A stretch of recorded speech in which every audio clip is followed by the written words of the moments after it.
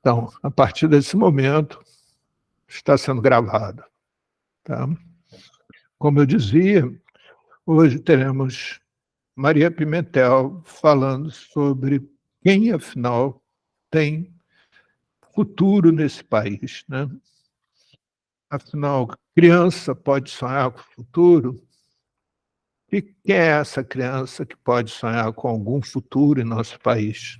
Do que se trata isso? E nós teremos também, com enorme prazer também, uma grande amiga minha, Patrícia, que vem representando as mães de Manguinhos. Então, nós teremos hoje aqui duas mulheres, e eu faço questão de realçar isso, duas mulheres falando para mulheres, sendo eu o único homem presente, sobre a perspectiva de futuro de uma criança em nossa sociedade, né? Num país que já foi dito como o país do futuro. Que futuro é esse, Maria? Conta aí para gente, que futuro você encontrou nos teus estudos, nas tuas pesquisas, na tua vida. E você, Patrícia, que nos dá o prazer de estar com a gente hoje aqui, se manifeste também. Pimentel, eu vou te pedir para você fazer uma rápida apresentação e depois deixar a Paty fazer uma rápida apresentação e aí volta para você bater bola com ela. Falou? Tá ótimo. Paulo, eu começo agradecendo o convite, mas, sobretudo, Paulo, assim, saudando, né, esse espaço aqui tem sido muito significativo, para mim, e acho que para todo mundo que tem acompanhado. Eu acho que ele tem características que são muito importantes mesmo, né, da gente estar tendo a oportunidade de coletivizar um grupo grande, um grupo que tem representações de vários lugares do Brasil, mas, sobretudo, de lugares de falas diferentes. Então, a gente tem ouvido pessoas que têm feito uma discussão mais teórica, né, uma discussão mais acadêmica, como o Emerson Merri, que tem acompanhado o nosso debate, mas a gente também tem tido assim, debates riquíssimos com os profissionais que estão na ponta dessa discussão, e mais ainda a gente tem tido a oportunidade de ouvir pessoas que, tanto os viventes de rua, como usuários de droga, como aqueles que são, né, para quem as nossas políticas têm sido pensadas. Então, eu acho que vale sempre ressaltar, sabe, Paulo, assim, o quanto esse espaço tem sido importante, e eu estou falando por mim, mas eu sei que não só por mim, porque isso tem aparecido, né, a gente conseguir organizar, né, você conseguir organizar e garantir esse espaço para a gente. Então, eu agradeço, e eu vou... hoje foi um dia muito especial. Patrícia, eu acho que você também estava de manhã lá na Defensoria Pública, e por um acaso juntou que hoje foi um dia de encontro das lutas e das resistências dos familiares, mas, sobretudo, das mães, né, Paulo, como você falou, o papel das mulheres, protagonizando essas lutas sociais contra a violência do Estado. Então, é essa questão, né, fundamental que a gente vem pensar hoje aqui. Eu sou Maria Pimentel, a minha formação é em serviço social, meu mestrado foi em educação, eu tenho uma formação, né, que passa por algumas disciplinas, então, no serviço social, mestrado em educação, meu doutorado foi em teoria política, fazendo essa discussão, que a gente tem funcionado nessa forma de conversa, e eu espero que a gente hoje consiga fazer uma reflexão bacana sobre uma questão que é fundamental para a gente pensar uma sociedade de fato democrática, uma sociedade que de fato todos possam viver. E aí eu passo com muita... E queria agradecer muito a presença da Patrícia, eu sei o quanto é importante, né, a presença das mães, e o quanto também é doloroso porque a gente viveu isso hoje de manhã, no encontro puxado pelo mandato da Mônica Cunha e da Dani Monteiro, para discutir a questão da violência do Estado no Rio de Janeiro. E foi muito pungente esse encontro. Patrícia. Boa noite a todas, é um grande prazer estar aqui com vocês. Peço desculpas pela câmera estar fechada, mas eu estou resolvendo esse probleminha para que eu possa abrir a câmera e ver todo mundo me ver também. Paulo, meu grande amigo, obrigada pelo convite. E sim, Maria, eu estava hoje de manhã lá junto com as minhas companheiras de luta, Ana Paula Oliveira e a Fátima Pinho, que são as fundadoras do Movimento das Mães de Manguinhos. E é isso. Daqui a pouquinho eu acho que consigo resolver meu probleminha da câmera e a gente pode interagir melhor. Obrigadão pelo convite e que a gente tenha um encontro bastante produtivo aqui hoje.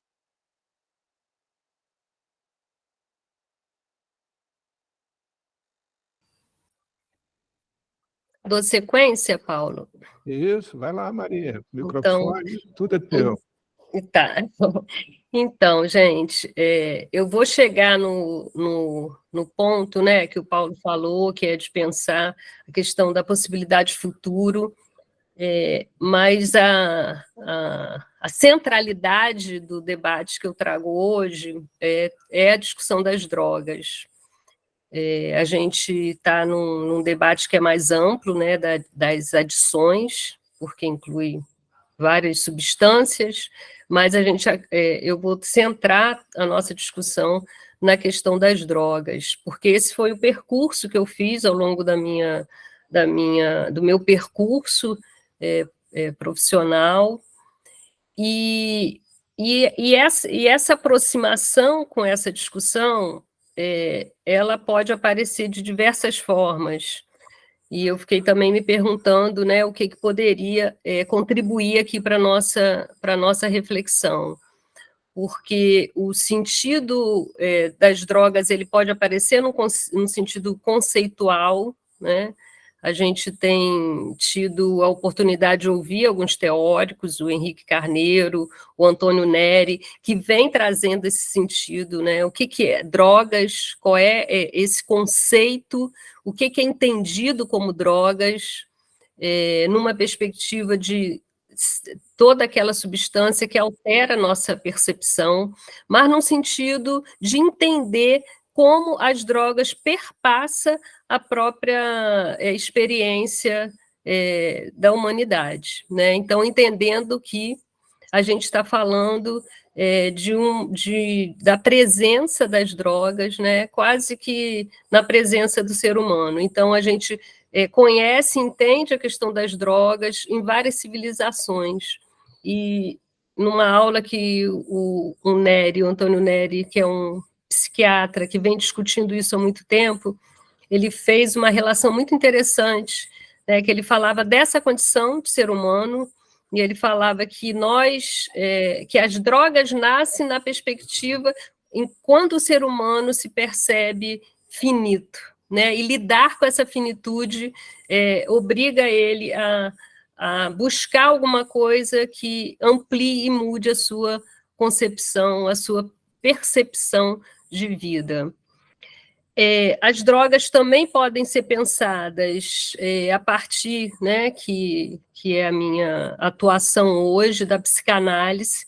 Então, a gente também vai encontrar muitos estudos, e a minha formação, eu fiz um trabalho sobre isso, pensar qual seria esse conceito do uso e abuso de drogas dentro da psicanálise, do entendimento lacaniano, do gozo, da falta, né, ou da compensação, e uma discussão também que a gente pode aproximar das drogas em relação às políticas públicas, que eu acho que é o que a gente mais tem feito aqui, né? Pensar quais políticas e como o Estado brasileiro tem se debruçado sobre essa questão. A gente tem uma Secretaria Nacional sobre Drogas, né? A gente tem também um percurso de pensar uma política nacional, pensar um plano nacional sobre drogas. mas a gente tem visto também a dificuldade de aplicar, de se efetivar essa política, né? E não à toa as comunidades terapêuticas aparecem aí como um dos equipamentos, ou hoje como um dos principais equipamentos de atender, né, a essa questão do uso e do abuso de drogas. Estou falando tudo isso para a gente pensar assim, né? A gente tem possibilidades de aproximação e de debate sobre a questão das drogas, que é muito ampla e está dentro de uma perspectiva multidisciplinar. E o que eu tenho me debruçado de uma forma mais efetiva, né, há mais tempo, diz respeito a pensar as drogas a partir de uma questão sociopolítica e econômica. Então, seria isso, né, que a gente chamou, né, Paulo, que você chamou de pensar essa perspectiva, de pensar uma sociedade, de pensar um futuro, de pensar uma possibilidade de vida a partir de uma sociedade, de uma cidade, né, sitiada por uma guerra. E aí, para falar isso, eu acho que também isso tem funcionado, né? A gente tem feito uma discussão aqui que é mais uma conversa do que uma discussão mais teórica, mas depois a gente pode entrar em alguns conceitos. Mas aí eu vou me permitir contar um pouco, né? Como é que eu chego a isso? Qual é o percurso que eu fiz para que essa questão aparecesse, não só a questão das drogas, como eu falei, que elas podem estar dentro de qualquer uma dessas perspectivas, mas especificamente, né, como é que ela aparece na minha vida a partir desse entendimento, né, do tráfico de drogas. Então, a gente está falando aí da droga vista de diversas formas, e eu estou trazendo ela nessa perspectiva de entendê-la como um fenômeno, né, urbano, que vai se dar na venda do varejo das drogas ilícitas nas favelas, e como que isso chegou até a minha vida. Eu me formei, como eu falei, em serviço social ainda na década de 80, final da década de 80, e a gente vivia um momento muito significativo da sociedade, né? Pela primeira vez, a gente entendia que a gente estava saindo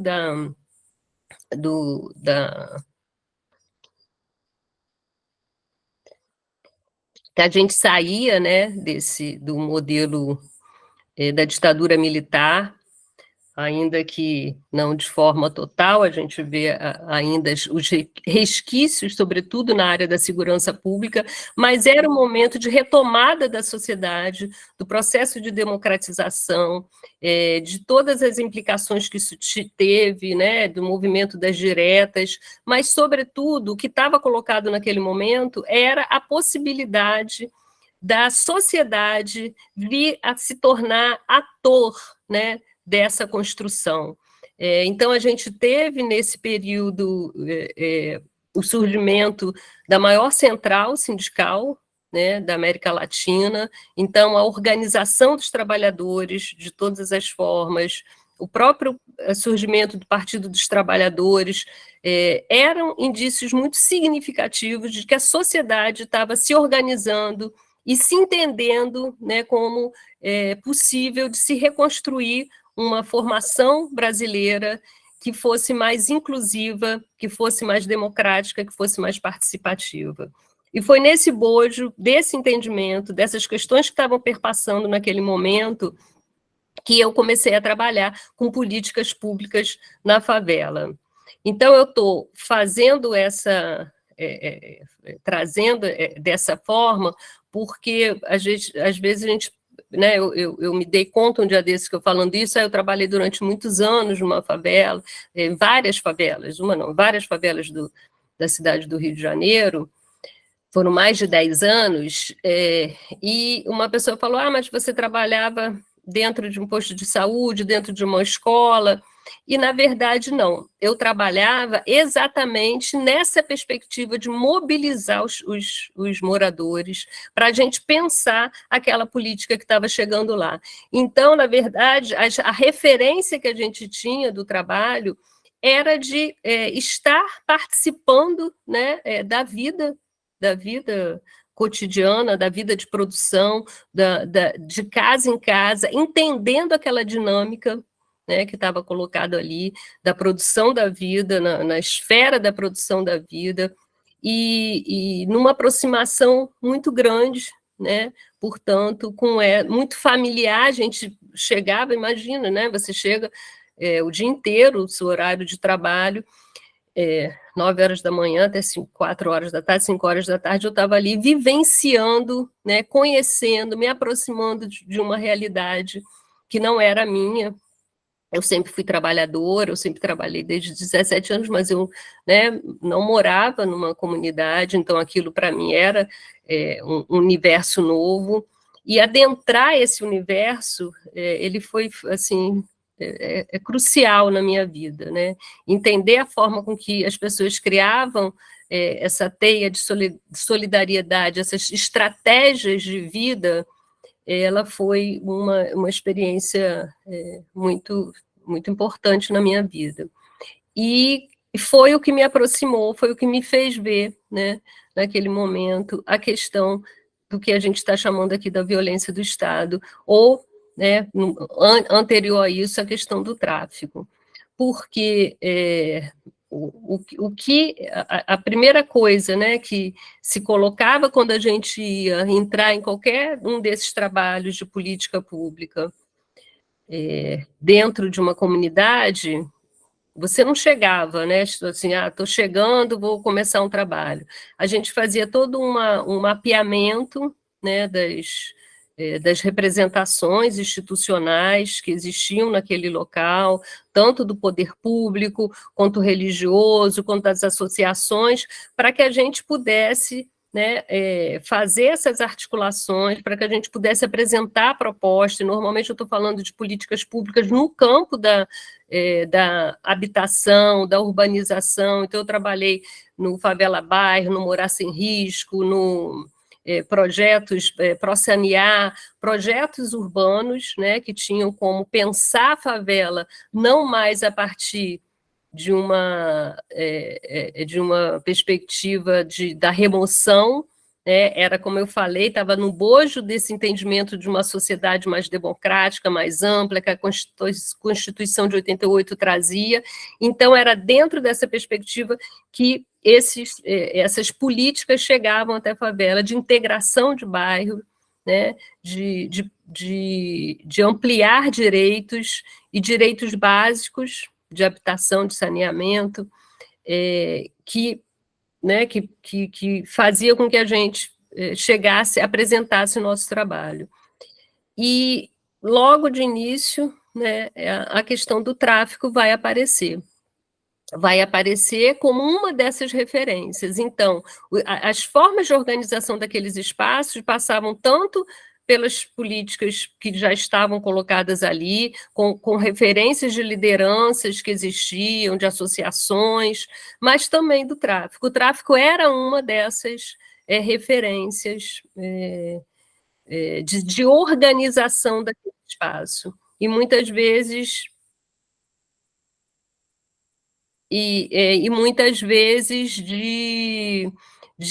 também de pensar, né, junto com aquela população, questões do dia a dia. E aí, adentrando, vivendo isso, o que começa a me chamar a atenção, né? E aí sempre, como eu falei, né, ouvindo, num contato direto, familiar, com as mães, com as avós, né, a gente começa eu começo a perceber, né, você chegava, né, trabalhou, viu, esteve com um jovem, 2 dias depois você chegava, cadê fulano? Morreu. E isso foi, né, me chamando a atenção. Eu falei assim, não é possível, gente. O que está acontecendo, né? O que é isso? E fora isso, era uma coisa que também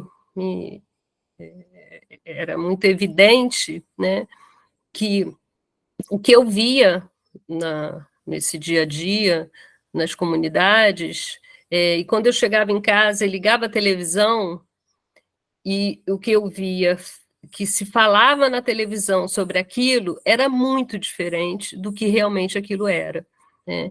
Então, o que se via, e aí eu acho que é bom também deixar essa diferenciação, né? Como eu falei, eu trabalhei em várias favelas diferentes na cidade do Rio, em Niterói, mas sobretudo no Rio. Então, as favelas não são todas iguais, elas têm histórias diferentes, né? Se constitui a partir de muitas coisas diferentes. Do mesmo jeito que o tráfico não é o mesmo, né? Ele se constitui de formas diferentes, dependendo até desse contexto que ele está. Mas o que se via era, na verdade, o que o Luiz Mir, né, autor que vai escrever Guerra Civil, e ele é um médico, e ele escreve esse livro a partir do que ele via chegar no Instituto Médico Legal, e ele chama do Exército dos Desdentados, porque ele vai dizer, são jovens que né, assassinados, muitas vezes descalços, de chinelo, né, que não... O perfil que ele via, ele dizia que também não condizia com o que a sociedade, sobretudo a imprensa, foi criando sobre esses jovens. Então, é a partir desse olhar, né, que eu vou tentar entender como que essa dinâmica, né, de violência ela se instala a partir de uma chamada guerra às drogas. Então, como que se constitui, né, uma dinâmica social que já dura quase no mínimo 4 décadas, né, mas vamos botar aí de forma intensa, 30 anos, né, de um genocídio nas favelas, sem que isso cause nenhuma ruptura social, né? A naturalização dessa forma de controle social. Então, o que a gente vai percebendo é que a presença do Estado nessa guerra, ela não é só no momento do confronto, ela vai organizando toda a vida daquela população. Ela vai criando, né, necessidade de que toda uma forma de vida seja instalada para se defender dessa guerra. Então, a gente está falando, e alguns autores vão, inclusive, questionar, né, esse conceito de guerra, mas o que eu vi, né, e o que eu estudo até hoje, eu posso dizer que é uma guerra, né, que é uma guerra que se dá entranhada na vida, porque a todo tempo, você tem que se organizar a partir de intervenções armadas. E também é importante dizer que eu não estou destituindo, né, a violência que também é impetrada pelo tráfico de drogas, que também é colocada pelo tráfico de drogas. O que eu estou dizendo é que não existe uma produção espontânea de violência, né? Esses jovens, eles não espontaneamente produziram essa dinâmica de violência. Essa dinâmica de violência ela é uma dinâmica produzida pela sociedade, pelo esse controle social da pobreza que o Estado se impõe sobre essas populações. Então, o que a gente vai perceber é que aquele momento ali que eu estava vendo, ele era resultado de um percurso de vida, né, que está ligado a formas diferentes de produção dessa violência, porque a gente está falando de uma violência explícita, né, de uma violência bélica, de uma violência, né, armada, mas que ela faz parte de todo um conjunto de faltas de direito, né, que vai resultar nessa forma de violência. Então, vão ter muitas pesquisas que vão mostrar, né, que é um ciclo vicioso, né, que a gente não tem como desmontar isso.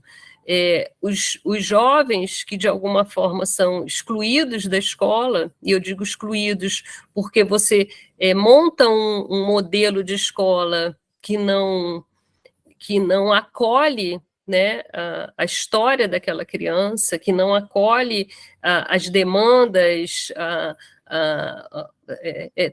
toda a cultura que ele traz, né, que é uma cultura de um empobrecimento que já é, né, anterior, e que ele não consegue chegar, se manter nessa escola, porque essa escola faz com que ele vá evadir, e aí ele não consegue entrar no mercado de trabalho, e aí ele vai entrar para o tráfico. E ele vai, em algum momento, né, assumir essa linguagem da violência, porque essa é a linguagem, esse é o resultado, né, que o próprio Estado vai impor nessas relações. Então, a gente criminaliza uma substância, né, você diz que isso é ilegal, você constrói na sociedade, e a gente vai ver que isso está ligado a fatores e interesses econômicos, e a partir disso você justifica, né, você vai justificar a partir dessa ilegalidade, né, essa intervenção. E aí isso vai alimentando esse ciclo de violência. Então, o que se vai perceber é que isso vai, por sua vez, né, dificultar mais ainda que os serviços públicos cheguem, que esse acesso, né, aos direitos, então isso vai se estendendo, né, a viver numa comunidade sitiada, viver numa comunidade conflagrada, viver numa comunidade onde existem grupos armados e onde a polícia se dá o direito de invadir a qualquer momento, né, é o que a gente chama do estado de exceção, o direito, né, o estado de direito dentro das comunidades, ele não existe. Então, o que eu falei, como que você vai montando, né, uma forma de organização de vida, onde você pressupõe que a qualquer momento, né, se você é um jovem, sobretudo se você é negro, mas se você é um jovem periférico, você vai estar a todo tempo possível, né, de ser atingido por essa violência. Então, o que eu trago assim no meu trabalho, né, é da gente tentar, se a gente pega isso e traz o conceito de trabalho, né, eu falei do meu trabalho, eu digo dos meus estudos, né, o que eu trago de novo nos meus estudos é entender, portanto, esse fenômeno, né, essa dinâmica da venda no varejo de drogas ilícitas nas favelas como um trabalho, né, um trabalho precarizado, né, um trabalho sem direitos, um trabalho onde eles se expõem, mas ainda assim um trabalho, né, um trabalho que foi aquilo que, e aí lembrando, o comércio das drogas, ele é um dos maiores comércios internacionais, ele movimenta, né, uma economia que deve, né, os números nunca são muito exatos, porque ele está na esfera do ilegal, mas a gente sabe que eles movimentam um dos maiores comércios, e que é isso, né, que é só nessa ponta, essa é uma rota grande para que esse comércio funcione, desde a sua produção, sua comercialização, e a gente sabe que ele passa por vários, inclusive por dentro do próprio Estado, né, o Estado ele vai servir de canal para fomentar esse comércio, mas que, na verdade, ele só se configura, né, nessa violência. E aí aqui eu estou falando uma coisa que todos nós sabemos, né? A gente sabe que o uso de drogas ele não acontece só dentro de uma comunidade, a venda das drogas não acontece só dentro de uma favela, mas que essa configuração da violência, ela só se dá dentro das comunidades periféricas. Então, eu recolhi muitos, né, dados, depoimentos, então a gente percebe, né, o nível de crueldade que a gente não está falando, portanto, em nenhum momento, né, de você ter uma política que você está preocupado, né, com a questão de fato das drogas. Isso cada vez mais vai se descolando, né, dessa dinâmica e dessa produção de violência que se instalou, né? Porque se assim fosse, né, se tivesse uma relação real, então, de fato, a gente está preocupado com as drogas, você teria que ter muitos outros elementos para se pensar isso. Inclusive a questão da toxicidade, né? Qual é a droga que é mais tóxica, então, que causa maior dependência? Então, a gente vê que não é nada disso que está em jogo, né? Na verdade, não é o uso, como a gente tem discutido aqui, né? Nenhuma substância em si, ela é possível de criar uma relação de dependência, a gente está falando da forma com que você vai se encontrar com isso. E, na verdade, a gente está falando que todo esse consenso que se constituiu na sociedade, né, de que eu posso me colocar, que o Estado pode, né, controlar os corpos, né, de populações inteiras periféricas. E por que eu digo controlar os corpos?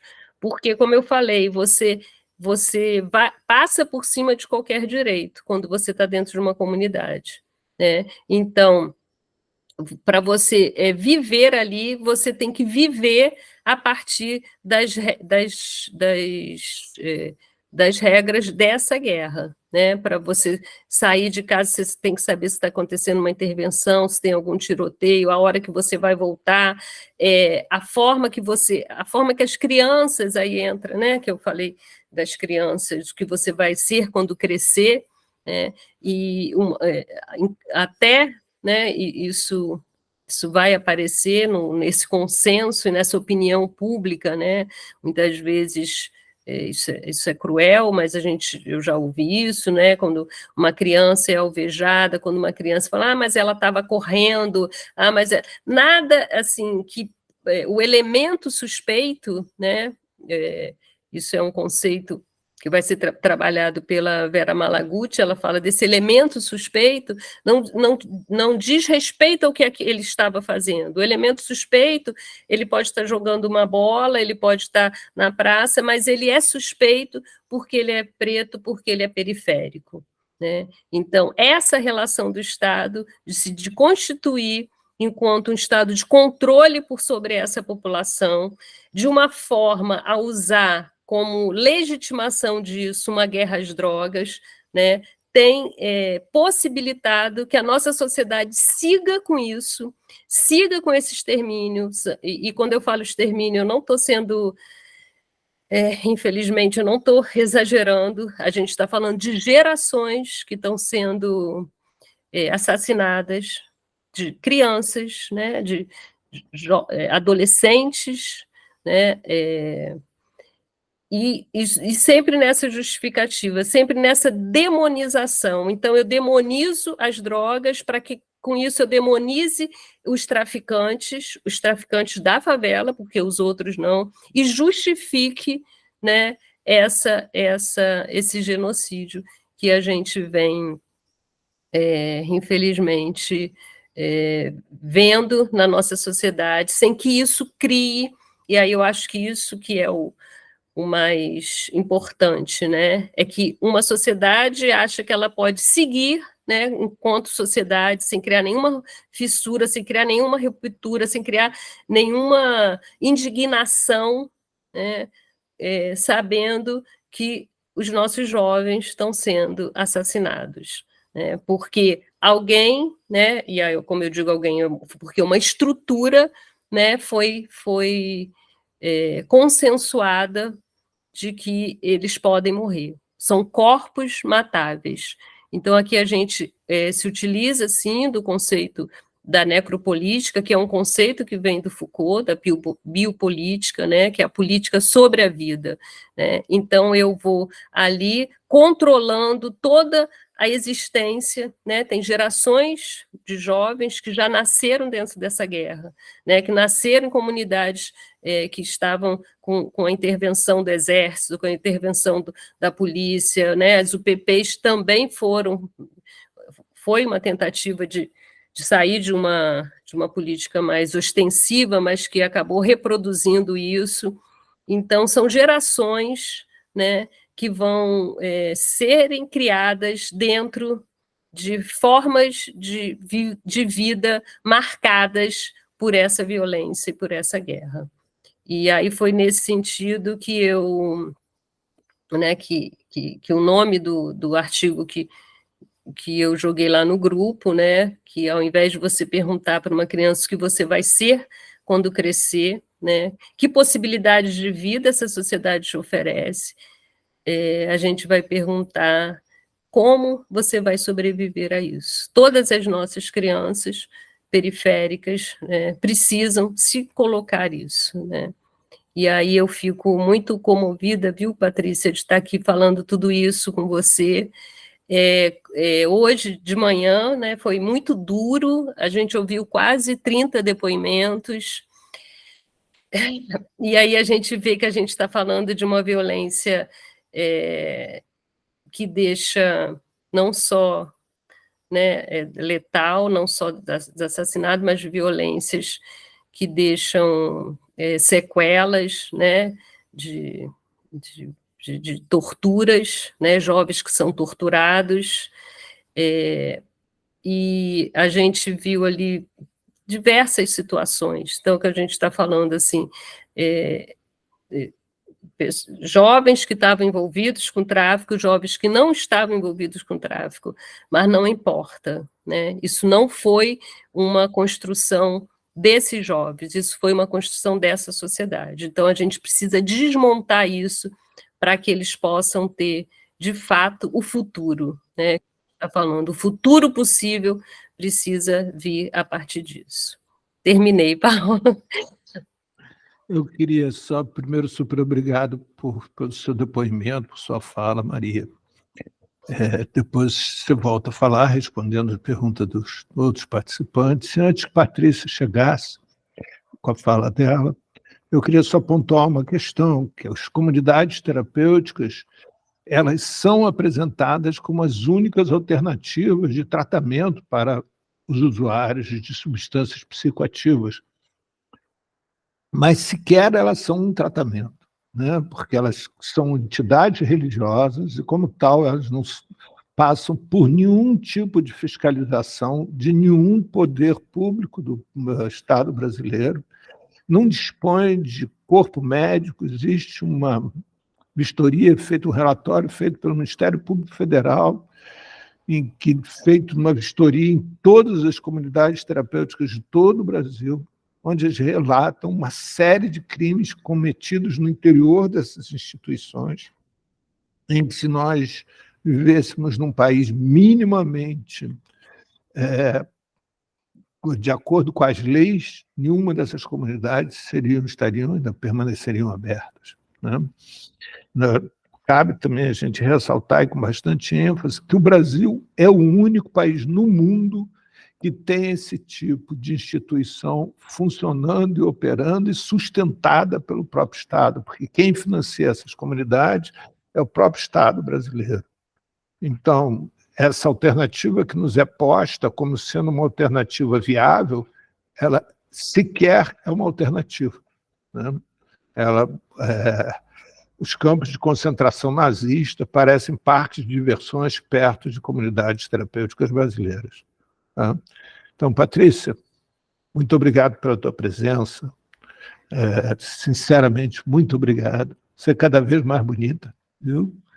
Um prazer estar te recebendo aqui, o microfone é todo teu.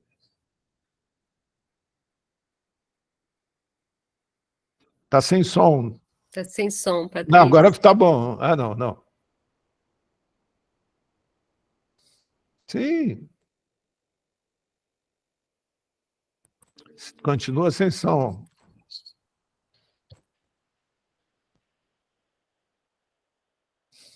Tá ouvindo? Tá. Ah, beleza. Antes eu estava sem imagem, agora eu estava sem som. Mas tudo ok. Então, gente, eu gostaria primeiramente de me apresentar melhor para vocês. Meu nome é Patrícia Oliveira, faço parte do movimento das Mães de Manguinhos, sou coordenadora junto com a Ana Paula Oliveira e a Fátima Pinho. Também gosto de me apresentar como uma favelada arquiteta, para dizer que eu furei a bolha social. Moro há 43 anos aqui em Manguinhos, consegui essa formação em arquitetura e urbanismo, mas sempre enfatizo que o alvo continua no meu peito, porque geralmente as pessoas que morrem nas periferias e favelas morrem muito por conta da cor da pele e do CEP de onde moram. Isso é algo muito grave. Isso mostra para a gente que atualmente a gente vive numa escravidão contemporânea. A forma como eu costumo fazer uma analogia em relação aos tempos anteriores do que a gente está vivendo agora. E aí eu falo que, tipo, a Casa Grande pode ser considerada essas pessoas que moram no asfalto e, por isso, se acham superiores a nós que moramos nas favelas. Os cafezais, eu diria que hoje em dia são as bocas de fumo nas favelas, onde as pessoas trabalham até morrer, como disse a nossa amiga Maria Pimentel. E quando eu entro para falar sobre o genocídio do povo negro, pobre e favelado, eu tenho que trazer o que eu tenho em mente sobre o título provisório do meu mestrado, que diz o seguinte: o que comem, onde vivem, quem são os verdadeiros traficantes de armas e drogas no estado do Rio de Janeiro. Porque eu já estou bem cansada de falar, eles pedir, parem de nos matar, de fazer aquelas manifestações pacíficas, porque são décadas que essa polícia mata o nosso povo em nome de uma guerra às drogas, quando, na verdade, a gente vê que não é uma guerra às drogas. Porque se realmente quisessem acabar com o tráfico de drogas, eles não iriam invadir favelas, eles iriam invadir fazendas, onde estão as pistas clandestinas, onde chegam as toneladas de drogas. Porque tráfico, para mim, é a partir de uma tonelada. E o que a gente vê nas favelas é o varejo das drogas. Ou seja, o pé da pirâmide está aqui. Como que eles querem atacar uma situação como essa, tão grave, indo no pé da pirâmide? Não seria mais lógico e óbvio que eles fossem desarmar, enfraquecer todos esses verdadeiros traficantes? Porque eles estão lá nas suas coberturas na Zona Sul, eles estão lá fomentando toda essa violência e, na maioria das vezes, eles nunca passaram próximo de uma favela. Mas quando a gente para observar melhor todo esse plano, é algo que é muito bem arquitetado para que o nosso povo, como sempre, seja o único atingido. Porque começa na educação. Quando você para observar, a educação básica no nosso país, ela não é levada a sério. O plano já começa por aí, desestabilizar, fazer com que a gente não tenha condições de enfrentar na corrida por uma vaga na faculdade, porque educação pública não é levada a sério. Se eles realmente quisessem algo nesse sentido, teriam colocado, para funcionar verdadeiramente, o projeto do Leonel Brizola com o Darcy Ribeiro, que falava sobre os brizolões. Os brizolões seriam algo que fariam toda a diferença na nossa sociedade, porque era algo pensado para que as nossas crianças tivessem educação de qualidade, lazer, cultura, tudo isso deixando com que suas mães, seus pais fossem trabalhar em paz, sabendo que seus filhos estariam ali bem cuidados. Coisas que, geralmente, a classe social mais abastada da nossa sociedade faz. Geralmente, eles colocam o filho para estudar o dia todo. E eles ficam em paz, trabalhando. Mas aí, embargaram os brizolões. Hoje nós vemos, estão todos sucateados. Há várias décadas atrás, eu cheguei até a estudar no brizolão, em 87, mas isso não foi levado para frente porque viram que seria algo muito benéfico para nós, os pobres. E hoje em dia a sociedade estaria colhendo os frutos de uma geração bem educada, bem cuidada, mas isso não é o interessante para eles. O interessante para eles é que a gente continue sendo escravizado, encarcerado e assassinado. Porque muito pouca coisa mudou da época da escravidão para cá. E o que eles querem para nós é a mesma coisa. Não muda. Se eles pudessem, o sentimento que eu tenho é que se eles pudessem, eles colocariam um tronco na sala da casa deles para continuar dando chibatada na gente e fazendo a gente trabalhar para eles sem pagar. Essa é a verdade que eu penso. E assim, quando eles entram nas favelas assassinando pessoas, eles assassinam, eles executam, porque todas essas pessoas que estão aqui hoje nessa reunião, eu gostaria de fazer uma pergunta e que vocês reflitam sobre essa pergunta. Vocês acham que realmente a polícia entra em uma favela, mata 28 pessoas e não leva nenhum tiro? Vocês acham que isso realmente acontece? Porque eu posso te falar com experiência própria, eu moro aqui há 43 anos, nunca vi cair armas nem drogas do céu. Existe toda uma logística para que essas coisas cheguem aqui e os escravizados façam o trabalho sujo para que eles, do alto das suas coberturas, recebam o dinheiro. A sociedade, essa nossa sociedade brasileira, racista, hipócrita, ela tem que acordar para a vida. Tem que acordar para a vida, porque nas festas da Zona Sul, todo mundo sabe que é regada cocaína e drogas que a gente nunca viu na vida. Mas, para eles, o bom é que a sociedade, é que a polícia entre nas favelas e matem, cancelem CPFs, porque aí sim eles vão ficar de bem com a vida, porque o crime está sendo combatido. Mas e o vizinho que, tipo, tem aquela empresa de fachada, onde chegam lá, tipo, dentro dos frangos, dentro das peças que eles importam, que chegam as armas, que chegam as drogas, tudo isso para eles é bem legal, mas tem que acabar com o pobre favelado, não é nem com o tráfico de drogas. Porque a hipocrisia é o que está acabando com o nosso país. Quando a gente para e observa o que eles fazem dentro das favelas, as violações de direitos que nós sofremos diariamente e que as pessoas acham que é muito normal, legitima com que a polícia, tipo, naturalize as mortes. Porque tá uma coisa tão naturalizada, entrar numa favela, matar uma criança, matar uma mulher grávida, como no caso a Maria Pimentel hoje ouviu vários relatos. Existem mães lá na luta porque o filho estava vindo de uma partida de futebol do Maracanã, o exército estava dentro da favela da Maré, metralhou o carro, o Vitor Santiago, que é o filho da Irone Santiago lá da Maré, ele não morreu, mas ele tem uma perna amputada, ele, tipo, perdeu todos os movimentos que ele perdeu a vida dele. Ele continua vivo, mas em cima de uma cadeira de rodas, um cara novo, cheio de futuro pela frente.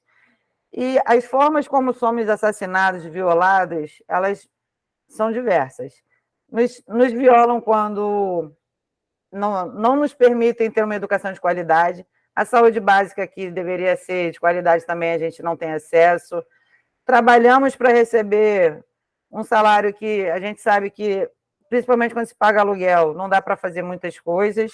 Então, lazer, cultura, são coisas que não estão no vocabulário do preto, pobre, favelado, em sua maioria.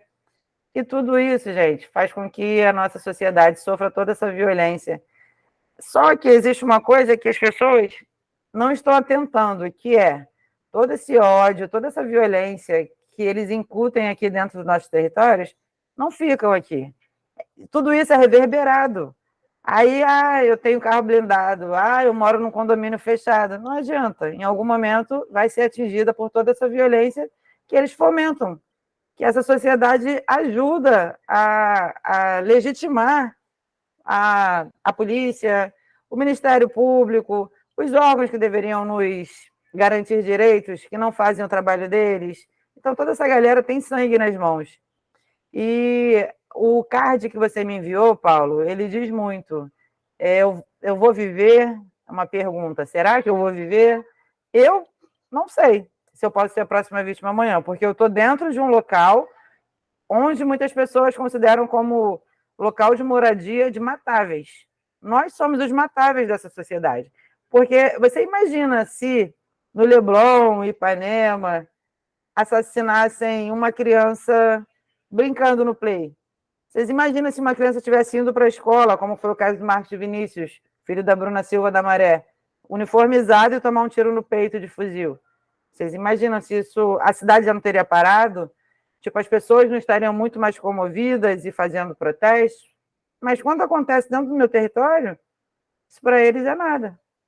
Muitas das pessoas, tipo, ainda aplaudem, porque é efeito colateral, porque a polícia tem que entrar mesmo para acabar com o tráfico, e aí morrem pessoas e faz parte. Mas, gente, acreditem, eles não querem acabar com o tráfico de drogas. O tráfico de drogas dá dinheiro para muita gente mesmo. Muita gente vive com o nosso sangue, com o nosso suor. Isso tem que acabar, mas eu não sei como fazer, porque quando se coloca dinheiro em questão, as pessoas perdem a noção. Então, eles, tipo, fazem coisas cruéis o tempo todo. Obrigada pela oportunidade, Paulo, de estar aqui falando sobre isso com vocês. E é isso, gente. Espero que em algum momento isso acabe. Mas, sinceramente, eu não tenho esperança. Eu queria fazer também algumas pontuações em cima do que Patrícia falou, né? Aliás, Patrícia, muito obrigado pela tua fala. Mas, em primeiro lugar, é o seguinte: existe uma pesquisa da Unesco, onde nessa pesquisa aponta que os locais onde existe maior comercialização, difusão e consumo de drogas no território brasileiro são nas escolas. E nas escolas exatamente de ensino médio, né? E as escolas que mais existe incidência de tráfico de drogas, de consumo de drogas, de comércio de drogas, são as escolas cujo poder aquisitivo da população que frequenta é mais alto. Então, quando a polícia sobe e entra numa comunidade de baixa renda à procura de drogas, supostamente, ela sabe que não vai encontrar drogas, né? Todos nós sabemos que aquelas fotografias que aparecem nos jornais de maconha apreendida, aquilo ali é capim prensado com bosta de boi, né? Assim como também muitas daquelas armas que aparecem como armas apreendidas são armas de plástico, de enfeite, né? Existem inúmeros testemunhos, inúmeros depoimentos, estudos que demonstram essas questões todas. Então, esse aparato policial que faz com que nós pensemos que estamos sendo protegidos por eles, na realidade não estamos sendo protegidos por eles, estamos sendo coagidos por eles. Quando uma polícia entra numa localidade, como disse Patrícia, mata 28 pessoas, ela está me intimidando também, onde quer que eu esteja, porque eu também posso ser a próxima vítima. Lógico que minha possibilidade de ser a próxima vítima, como um homem hétero, branco, de cabelos grisalhos, é muito menor do que da Patrícia, por ser uma mulher negra, e muito menor ainda do que um jovem, né, por ser um jovem negro que viva numa comunidade, com certeza. Mas nada disso exclui a possibilidade de eu ser a próxima vítima dessa guerra de ódio, e que é uma guerra de ódio de classe. Nada além disso. Não é uma guerra de ódio em busca de melhoria de qualidade de vida de ninguém, porque, assim, hoje é fácil de se entender que o número de vítimas devido à guerra das drogas é muito maior do que o número de vidas devido ao consumo de drogas. Então, o remédio mata muito mais, o suposto remédio mata muito mais do que a doença. É a mesma coisa que você pegar um boi que esteja infestado de carrapatos e matar o boi. É o que nós estamos fazendo, né? Com certeza os carrapatos vão morrer porque não vão ter o que comer, mas primeiro foi o boi que a gente queria manter vivo. Então, Patrícia, eu volto a palavra a você, mas assim, reafirmando, né, que é importante, é fundamental que a gente entenda que todo esse processo que a gente está vivendo, que passa desde as comunidades terapêuticas, né, esses supostos espaços de acolhimento e de tratamento de quem quer que seja, até a guerra às drogas, também um suposto lugar de cuidados da sociedade como um todo, são nada mais, nada menos do que espaços de segregação racial, espaços de luta de classe, espaços de dominação, de crime praticado e perpetuado pelo próprio Estado. E essa guerra às drogas, ela vem a se declarar recentemente, mas a gente não pode esquecer que nós temos 5 séculos de escravidão nesse país, né? Que quando os portugueses aqui chegaram, eles chegaram como encontraram povos pacíficos, e por isso eles conseguiram sobreviver aqui no nosso país. Porque se nós, os povos que estávamos aqui, não fossem pacíficos, eles teriam pura e simplesmente matado os 30 portugueses que chegaram numa caravela lá na Bahia, e todos os outros que aqui tivessem chegado. Então, o que acontece é que os invasores é que não são pacíficos, os invasores é que não foram pacíficos e continuam não sendo. Os representantes, os colonizadores e representantes dos colonizadores que perpetuam-se até hoje em nossa terra, em nosso espaço, é que não são os pacíficos. Eles que continuam querendo dominar e querendo subjugar todos os outros. Patrícia, falo depois, volta para Maria, vai lá. Não, é só uma observação mesmo, Paulo. Realmente, dentro das favelas existem armamentos pesadíssimos, existem quantidades significativas de drogas. Só que é o que eu disse, não caem do céu. E é uma pequena parte que chega nesses locais, são os varejos. Mas que existem. E essas apreensões que eles mostram na TV, geralmente muitas pessoas morrem por conta disso, porque às vezes eles entram na favela, aí vem uma pessoa, um vapor, digamos assim, correndo com um saco de drogas. Na ânsia de pegar essa droga, eles atiram a esmo. Vocês não têm noção do que eles fazem quando eles entram dentro da favela. Eles atiram a esmo, não querem saber se vai pegar criança, velho. Não tem essa. Eles querem pegar droga, eles querem pegar alguém para arrumar dinheiro. E aí é essa barbárie que a gente vê. Era só essa observação mesmo que eu queria fazer. Deixa eu só concluir uma coisa. O que eu quis dizer, Patrícia, eu sei, todos nós sabemos que existem em algumas favelas, né? E não em todas, armas pesadíssimas, assim como grande quantidade de drogas, né? A favela de Manguinhos, em especial, é um local, por fazer fronteira ali com a Baía de Guanabara, é o local exatamente por onde entra a maioria das drogas nossa cidade aqui do Rio de Janeiro. Mas isso não quer dizer que aquelas armas que ali são expostas sejam armas verdadeiras ou armas que logo depois não vão ser vendidas pelos próprios policiais para os próprios traficantes, né? Então, já existe todo um comércio organizado, toda uma forma de ser organizada, e vocês vão ver que agora, nesse final de ano, vai aumentar muito, né, as batidas em comunidades, porque ano que vem tem eleição, então é necessário que se coloque nas favelas pessoas de milícias e representantes daqueles que vão concorrer, que pagaram mais, etc. É um comércio enorme de muita coisa, né? Onde, reafirmo, a saúde de todos nós, o bom bem-estar da sociedade, da coletividade, é o que menos importa. Pois não, Maria? Você trouxe uma questão importante, Paulo, em relação às eleições. A gente viu que ano passado, né, na eleição de governador, que toda vez que tinha uma investida violenta na favela, a intenção de voto do Cláudio Castro subia. Então, é o que você falou, isso é uma das moedas políticas, né, dessa disputa, como você colocou, de classe na sociedade. Mas eu queria retomar uma coisa que eu acho que é importante, Patrícia, assim, para a gente também não cair no risco de estar falando da favela só como lugar da falta. Não é à toa, e aí eu acho que a gente tem que entender isso, como Paulo falou, a gente está falando de uma discussão de classe, a gente está falando de um processo civilizatório que foi feito pela violência e que atualiza essa violência de diversas formas. Mas isso é porque a favela é uma grande potência. A favela, na verdade, é a possibilidade de se criar formas novas de estar nessa sociedade.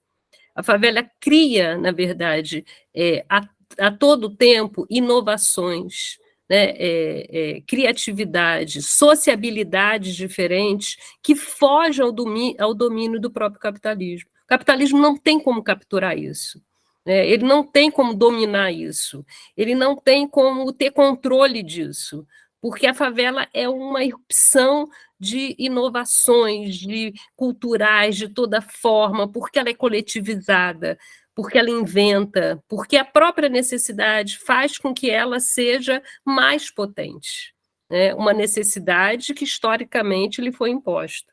E mesmo assim, ela dribla isso, ela é potência.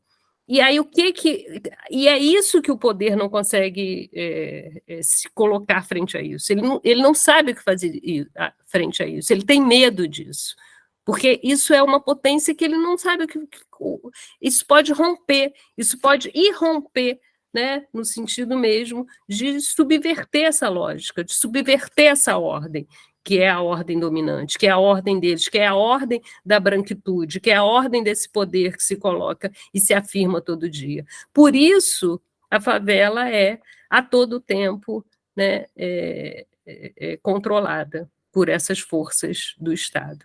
Porque senão a gente cai num discurso que também é muito perigoso, né, que é esse discurso, a favela como a falta, a favela como um lugar, né, do menos, e é o contrário, né? E aí eu queria frisar também, para dizer isso, assim, a gente não está, apesar dos índices, infelizmente, a gente viveu nas últimas semanas, sobretudo, né, foi aqui em Maricá, eu moro em Niterói, depois na Cidade de Deus, foi uma atrás do outro, essas 2 semanas, então, infelizmente, isso é uma constância, continua sendo, mas eu acho que a gente também não pode deixar de pontuar que a gente teve avanços.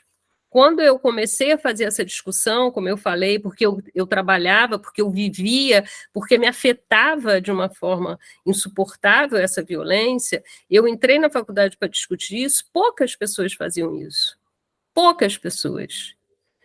Até a primeira década desse século, do anos 2000, poucas pessoas faziam essa discussão. Hoje, em qualquer departamento de qualquer universidade pública, você vai ter linhas de pesquisa discutindo isso. Nos últimos 10 anos também, você viu surgir, e aí, Patrícia, sobretudo, né, as mães são as protagonistas disso, você é irmã da Ana Paula, né, você é tia do Jonathan. E aí foram as mães que tiveram voz para falar assim, não é isso que está acontecendo, olha, não se trata disso, né? E atrás disso veio várias formas de organização hoje dentro das favelas, não, o Pare de Nos Matar. Eu sei quando você diz assim, eu não aguento mais, porque é isso mesmo, a gente assina, todo dia tem um manifesto para assinar, todo dia 24 agora vai ter uma manifestação. Isso vai cansando, a gente quer só viver, a gente não quer ficar resistindo, a gente não quer ficar só brigando, a gente não quer... Mas eu também acho que é importante pontuar isso, sabe? Assim, não estamos no mesmo lugar. Então, existem hoje vários movimentos organizados na sociedade, vários estudos sendo feitos, várias vozes que não existiam antes. Hoje eu estou aqui falando com você, né? É a sua voz que está predominando, como predominou hoje de manhã. Então, hoje de manhã a gente teve um encontro, eu sou da RAAV, tá, Patrícia? Eu sou da Rede de Apoio aos Afetados da Violência, né, no apoio psicoterápico, porque é essa questão que se traz. Como você vive numa guerra e você mantém a sua saúde mental? Não é possível, né? Como você tem um filho de 15, 14, 18 anos que sai todo dia e você não sabe se que vai voltar, né? Porque você vai ouvir tiro e você fala, onde é que meu filho está? Né? Então, eu estou falando tudo isso para dizer que a gente tem avançado. Hoje de manhã foi um avanço. A gente tinha o Ministério Público, a gente tinha representantes do Ministério da Justiça, a gente tinha representante do Ministério da Saúde, e a gente tinha a voz de 30, não contei, mas 20, 30 mães, né, parentes, falando dessa realidade. Então, eu acho que a gente tem avanços, a gente está pedindo uma restauração, né? Olha, esse Estado tem que reconhecer o que ele tem causado para uma imensa... É a maioria da população, a gente não está falando mais da minoria. As favelas são 50% Constituição da cidade do Rio de Janeiro, né? Então, é aí que você falou, aí você vai para o sistema carcerário, é a mesma coisa, né? 70% do sistema carcerário são de baixa escolaridade, periféricos pretos. Então, a gente tem avançado na medida em que isso começa a ter uma entrada maior, né, na sociedade, onde você tem mais gente falando, se indignando, se colocando. Eu entendo totalmente, né, que no fundo a gente só queria viver, não queria estar nessa luta, né, mas eu acho que também é importante isso. Eu estou há 30 anos discutindo isso, então eu falo assim, não é tudo a mesma coisa. Às vezes dá a sensação que é, às vezes dá, porque você fala assim, não é possível, né? No meu estudo da tese, eu colocava essa situação que os policiais chegavam na favela, entravam nas casas, comia comida, pegavam as coisas, né? Tinham vários depoimentos disso. E ano passado, na intervenção do Jacarezinho, eu ouvi do Felipe Gomes, que é das lideranças da Marcha das Favelas, ele falando a mesma coisa, ele dando o mesmo depoimento.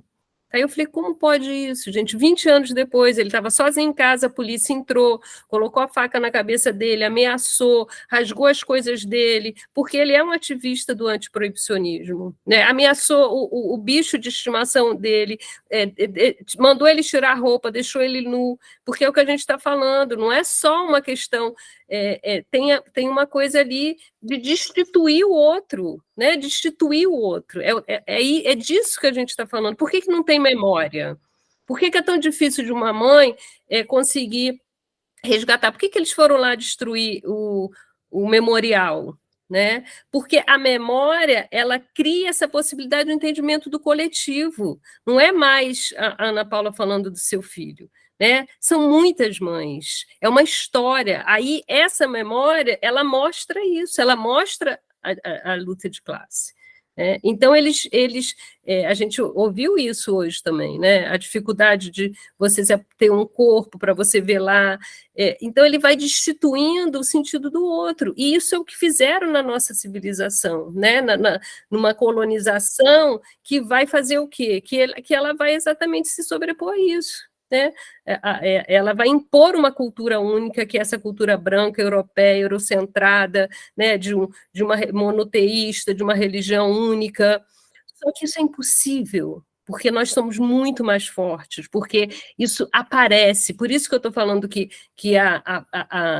a favela, ela é potência, porque ela tem tudo isso, porque ela tem história, porque ela tem raiz de quem construiu o mundo, quem construiu esse país, quem construiu a nação brasileira, foram os pretos, né? Foram os descendentes, foram os afros, então não tem como eles quererem calar isso, eles não conseguem, né? E aí essa violência vem. Mas eu acho que é importante a gente dizer também o quanto a gente tem avançado. Hoje foi muito duro de manhã, mas também teve isso. Não, nós estamos aqui podendo, dentro do próprio Estado, reconhecer, né, uma parcela do Estado reconhecer, né, a necessidade de restauração desse dano que ele tem causado, né, como eu falei, é um dano geracional, né? São tantos jovens que morrem, que é um dano geracional. Então, acho que é importante também a gente entender que a gente já começa a avançar, né? A gente já começa a avançar quando a gente tem essa discussão. Não foi à toa as cotas, né? Permitiu uma entrada de um público que não era permitido, né? Que não conseguia chegar até a universidade. Então, é bacana quando você coloca isso, né? Patrícia, eu estou lá, eu faço parte desse processo de conhecimento, né? Que até então estava sendo excluído. Então, acho que tudo isso também aponta para uma possibilidade de um futuro, como a gente está falando, né? Eu queria demarcar uma coisa que, para mim, é resumida pela frase de Che Guevara, que é: nós temos que ser o pesadelo daqueles que querem roubar os nossos sonhos. No mínimo isso, né? Porque, assim, se alguém quer roubar o nosso sonho, que é de viver numa sociedade mais justa, mais ética, mais solidária, pelo menos sejamos pesadelos deles, né? Ou seja, a derrota a gente já tem garantido se ficar sentado em casa. Incomodar e lutar é correr o risco da vitória. E aí é correr o risco de saber o que fazer de diferente disso, né? Não é isso, Patrícia?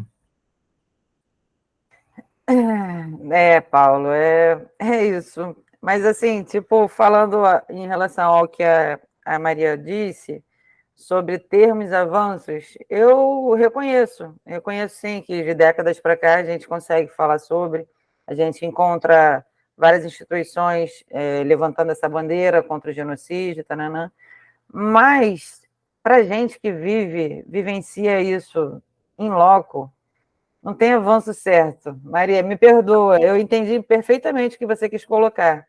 Mas imagina para a mãe do Tiago, que foi assassinada agora. A mãe da Eloá, a criança de 5 anos, estava dentro de casa.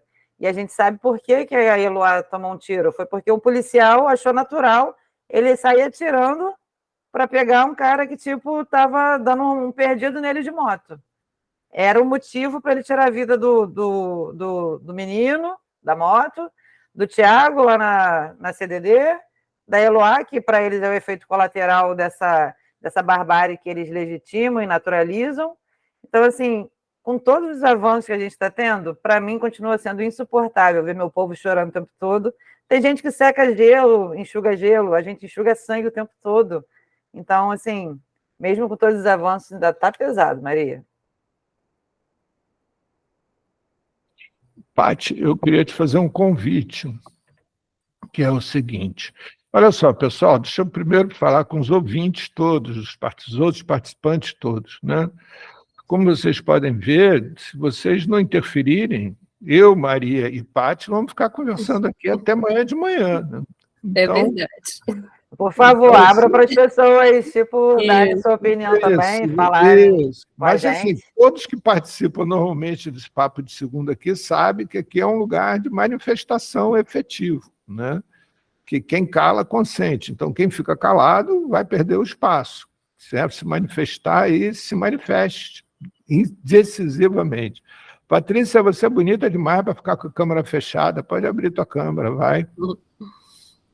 Ah, não, senhora, isso é muito feio. Não, senhora. Não. A câmera aberta e sem o cigarro na mão. Nada disso, Patrícia. Não acredito, sabia, cara? Que coisa horrível. Cara, já estou me tremendo já estou há quase 2 horas sem fumar. Isso que eu ia falar, olha a gente falando das drogas aí, né? É pior, e ela com a pior delas aí. Isso aí. A pior droga, no meu ponto de vista, é o álcool.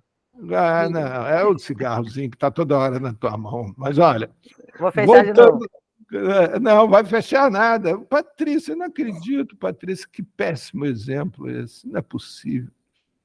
Bem, mas o que eu estava colocando aqui é que, assim, Patrícia, desde já, aliás, Patrícia e Maria, vocês devem saber, vocês duas, que eu sou articulista do Jornal 247. Então, eu convido desde já vocês duas para nós três escrevermos um artigo para o 247 para daqui a 2 semanas. Tá? Não é para terça-feira que vem, não, mas é para outra terça-feira.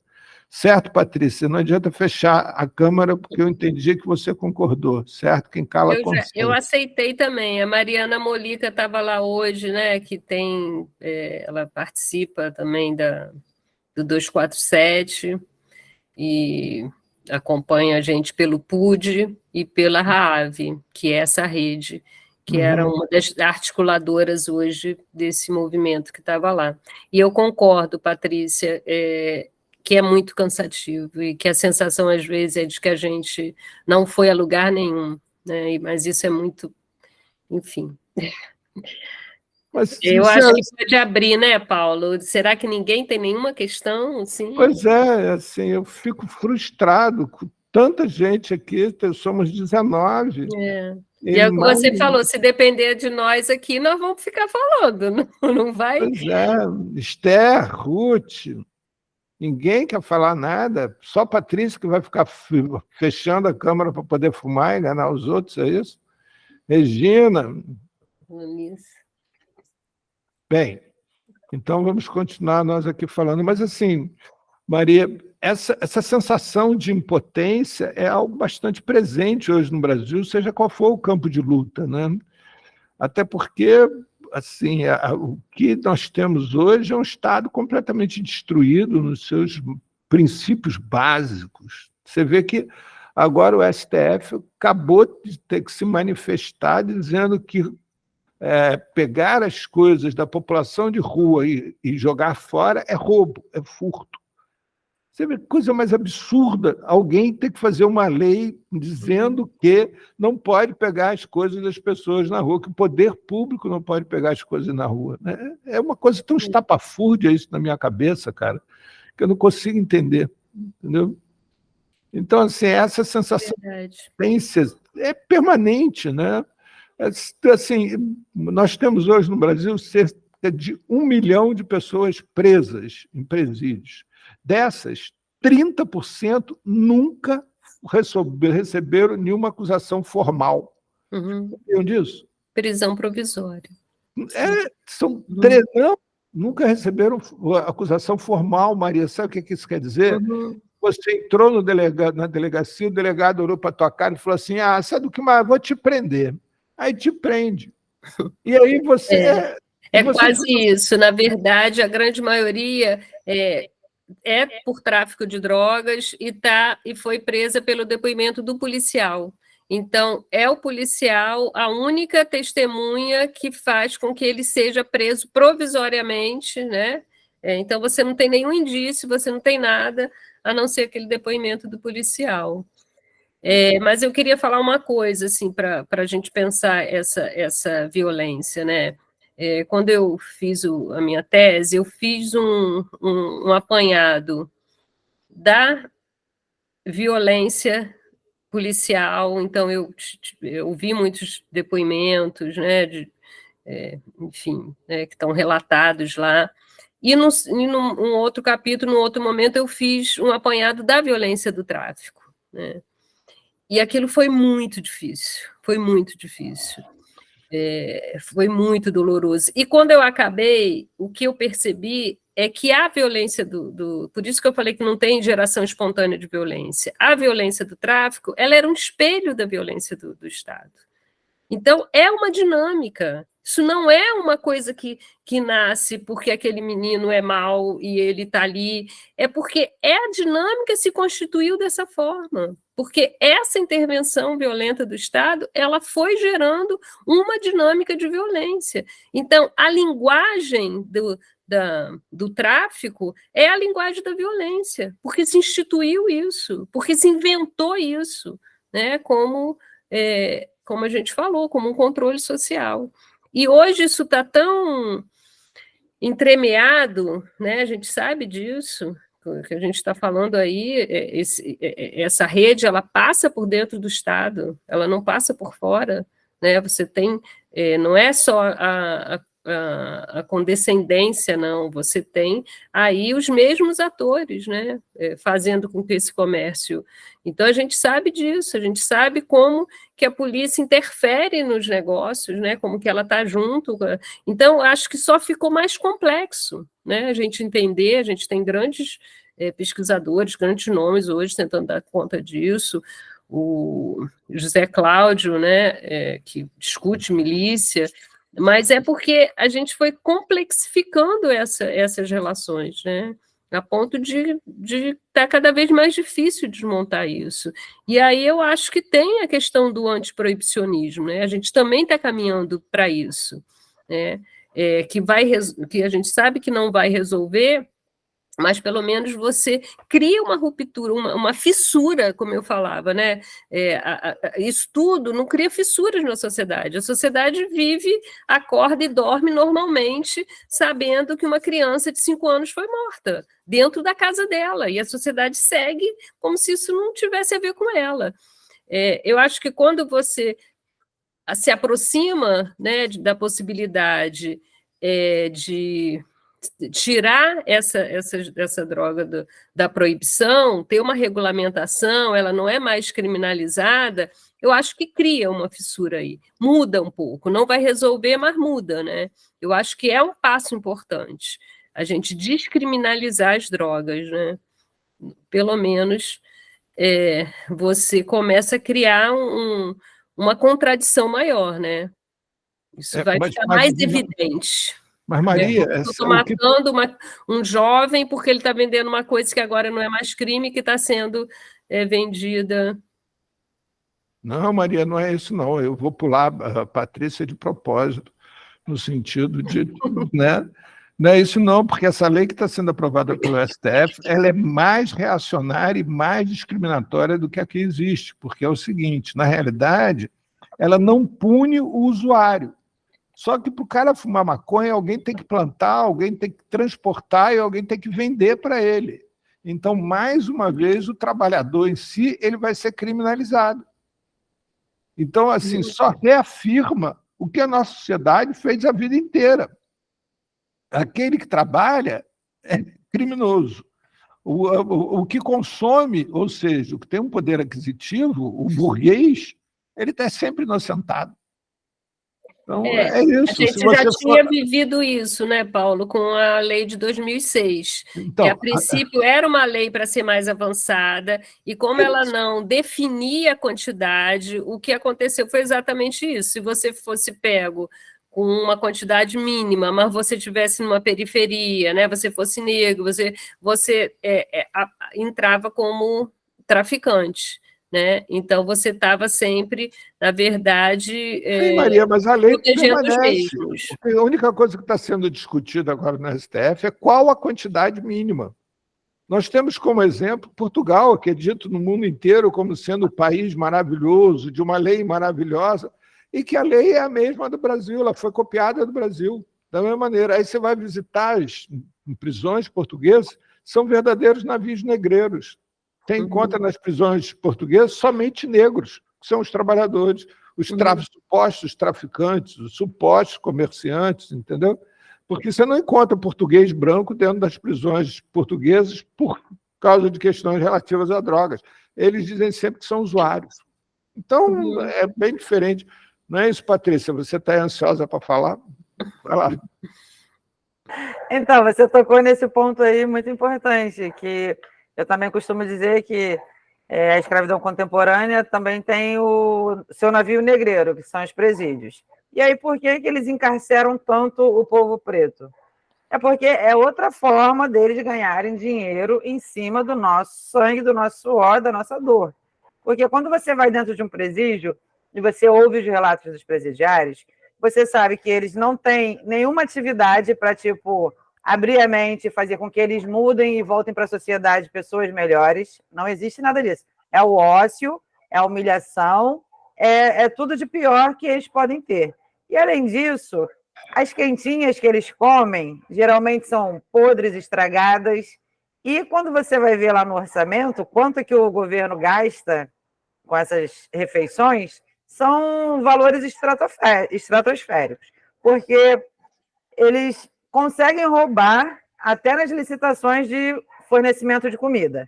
Mas, assim, eles não poderiam também produzir, os presidiários, não poderiam produzir a própria comida? Não poderiam produzir os seus próprios uniformes? E, assim, quando saíssem do sistema, cumprissem lá a pena que fosse imposta para eles poderiam, tipo, reverberar isso aqui para fora da sociedade, tipo, trazer para aqui para a sociedade homens, tipo, com uma ocupação, com uma profissão, com alguma coisa, mas não é isso que acontece, porque eles roubam de todas as formas. É na comida, é no uniforme, é em tudo isso. E outro ponto que eu queria, tipo, destacar aqui é que algumas pessoas devem estar pensando também, de repente, não sei, mas, poxa, eles estão falando tanto que a polícia mata, que a polícia faz e acontece, e a polícia também dizem que é a que mais morre. Mas a minha pergunta aqui, ou até mesmo o meu apontamento para vocês é o seguinte: eu gostaria que fizessem uma relação de todos os policiais assassinados, quantos foram mortos em confronto de verdade, que ultimamente não tem acontecido, porque só tem acontecido chacina, porque não morre um policial. Não que eu queira que morra ninguém, a minha luta é pela vida, mas eu quero que todos possam viver. E quantos são envolvidos com milícia, com jogo do bicho, com roubo de cargas, até mesmo os roubos nas orlas das praias do Rio de Janeiro têm a mão de policiais. Eu já ouvi vários relatos desses pivetes que ficam na bicicleta roubando cordão de gringo, que quando o policial pega, ele pega o roubo lá que o cara pegou libera e fala, esse daqui é meu, você vai lá e pega o seu. É assim que funciona. Essa polícia é podre, gente. Essa polícia é podre. As pessoas não acreditam. Eles são os heróis. Heróis para alguns, que não sabem o que eles se transformam quando colocam uma farda. Eles são os verdadeiros monstros. Não, tipo, a Maria Pimentel falou sobre o estudo dela, da violência também, do tráfico. Cara, existem muitas coisas assim que a gente vê, que a gente ouve, que deixa eles pareados com esses monstros fardados também. Mas, assim, eles são bandidos, digamos assim. E a polícia que foi feita, que é paga com o nosso dinheiro para nos proteger, não deveriam se comportar como bandidos também. Então, por isso, o meu ódio à polícia mesmo, porque eles, para a gente aqui, não são, nem nunca serão heróis. Assim, eu queria realçar algumas questões na tua fala, né? Primeiro, teve um momento que você colocou que se as pessoas que estão presas desenvolvessem atividades, elas voltariam pessoas melhores. Melhores do que quem? Melhores do que o quê? Por que eles são piores do que alguma coisa? Não, melhores do que quando entraram. Desculpa, Mas Paulo, te melhores interromper, mas... Por que eles seriam melhores do que quando entraram, ao aprenderem a fazer alguma coisa que eles mandam fazer? Porque, Por de que eles repente... são piores por terem entrado? Você já pensou que muitos do que estão lá são muito melhores do que os que estão aqui fora? Eu tenho certeza disso, tenho certeza. Pois De é. repente eu me coloquei de uma forma errônea aqui, mas eu acho que você entendeu mais ou menos o que eu quis dizer. Eu entendi, sim, Patrícia, mas eu só estou querendo reafirmar algo que é o que o nosso ministro, né, o Silvio Almeida, tanto reafirma, que é o tal do racismo estrutural. Porque se a gente não tiver muita consciência e não nos autopoliciarmos, a gente acaba caindo nessa armadilha que essa própria sociedade que a gente está aqui criticando monta para a gente. E aí a gente vai se referir a pessoas que estão presas, que estão em presídios, como sendo pessoas piores do que os que não estão nos presídios. Não, não é bem isso, né? O sistema assim o julgou, mas isso não quer dizer que seja um fato. Além disso também, e aí isso vai demonstrar um pouco o que eu estou falando, não sei se você sabe, o STF fez um estudo que demonstra que cada preso brasileiro custa o equivalente a 13 estudantes matriculados em escolas públicas em horário integral, com 5 refeições, café da manhã, almoço, café da manhã, lanche, almoço, lanche e janta, além de transporte escolar, uniforme escolar e material escolar, tudo fornecido pelo Estado, né? E, obviamente, custeado pelos nossos impostos, não é de graça, né? É custeado pelos nossos impostos.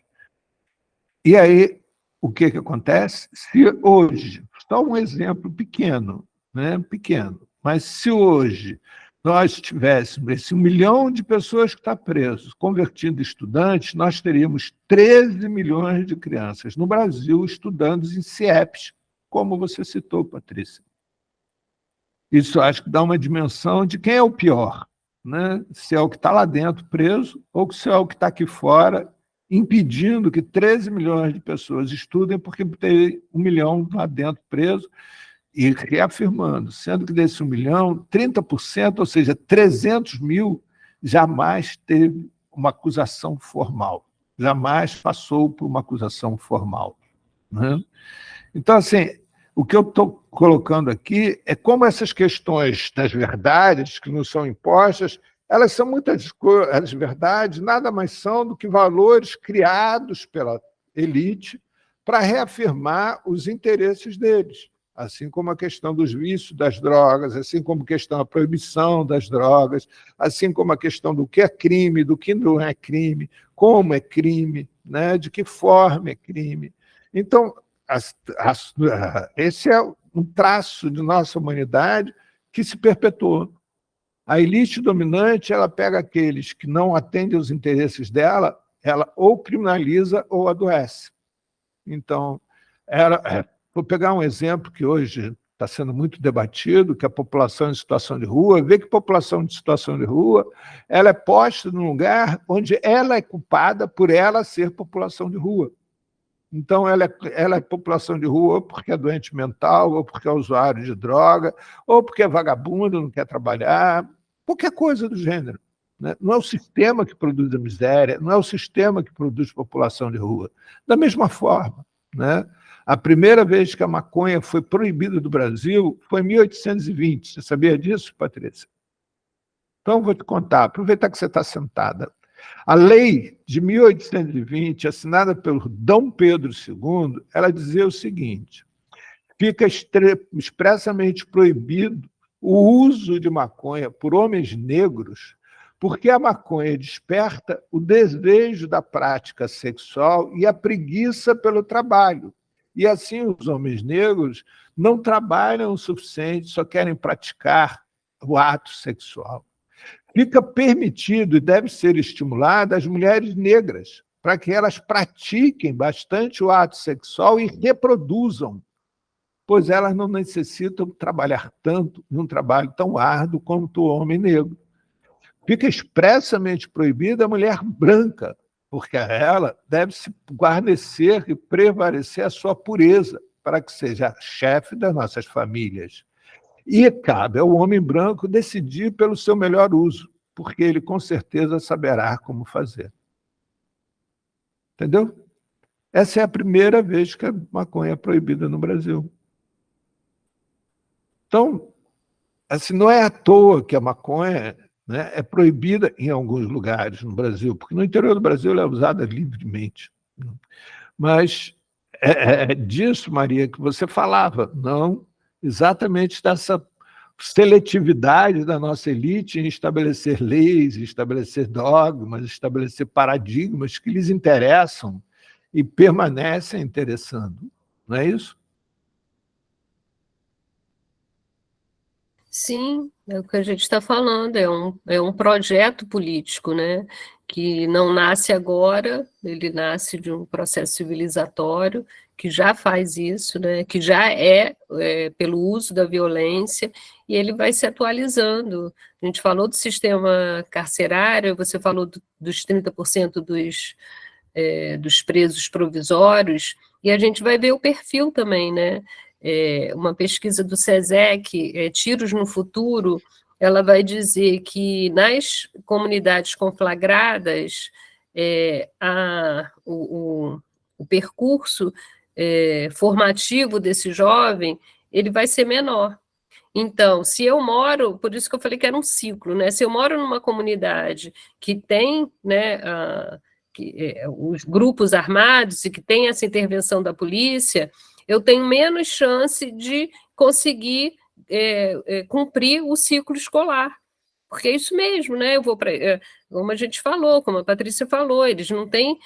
Eles atiram perto das escolas, né? Então, muitas vezes, eu tenho chamado a pedagogia da violência, a professora tem que saber lidar com tiroteios, né? Então, a criança não pode ir à escola, ou a criança está dentro da escola e tem um tiroteio.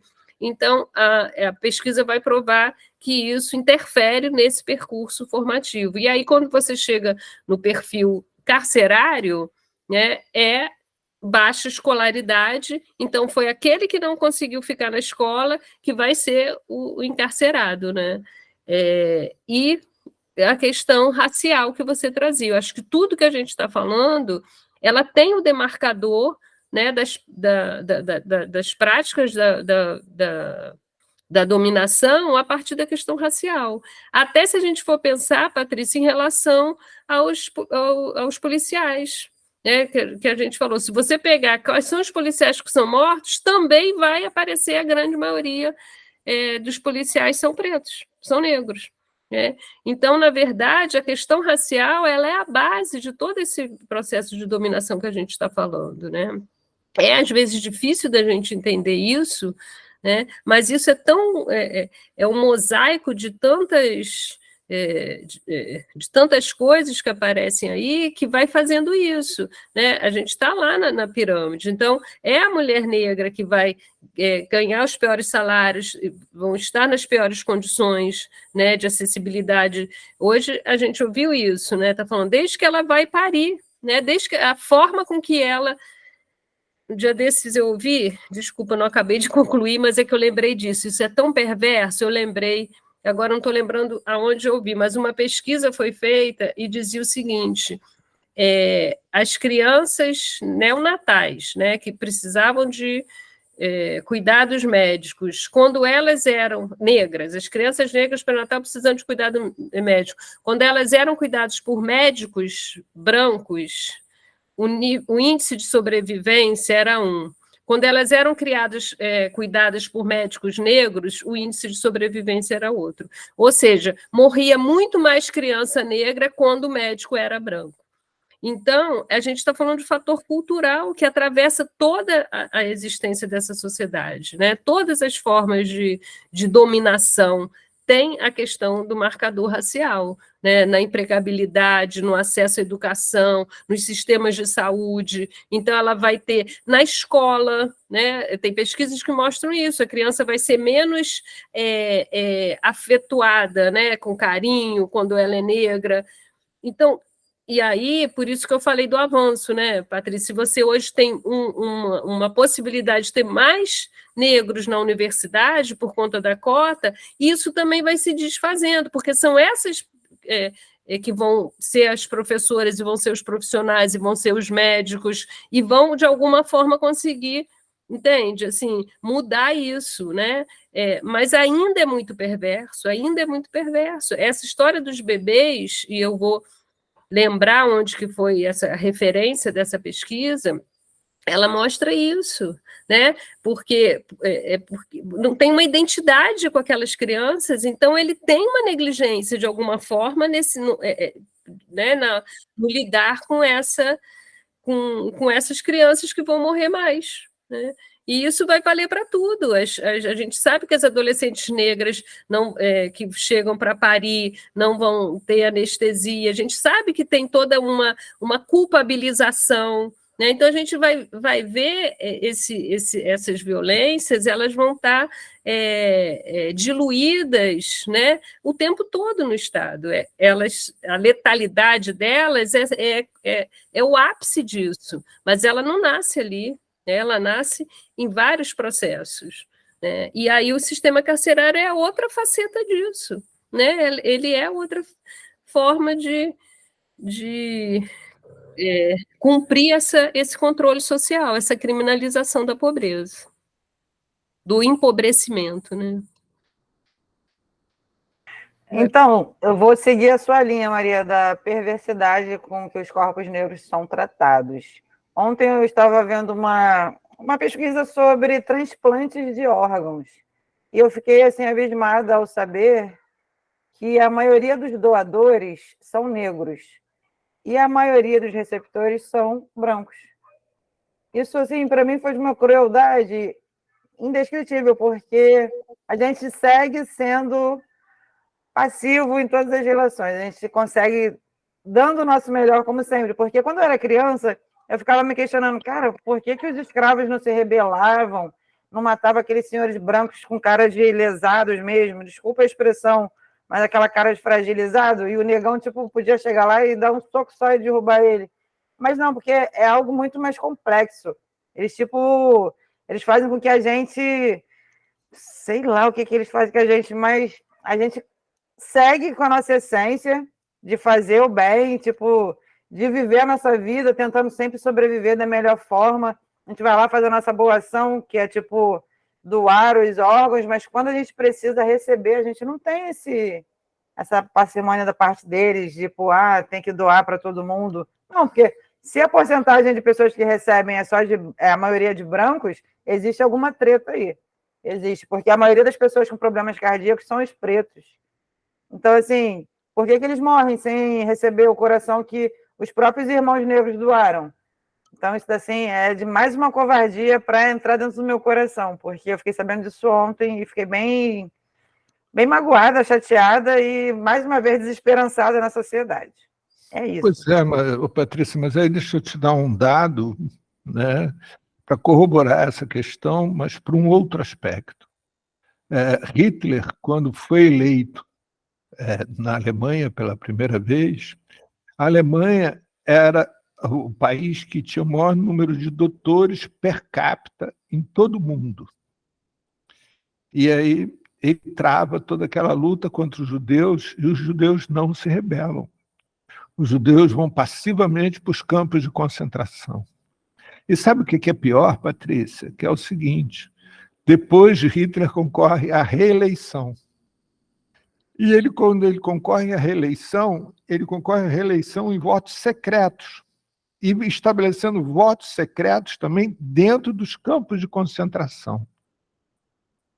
E aí, qual foi o percentual de votos que Hitler obteve dentro dos campos de concentração, Patrícia? Diga lá, dá um chute, você está com o som fechado. Cara, depois de ver o Saulo no Rabo ser eleito aqui, eu voto aí uns 50%, 60% do Hitler.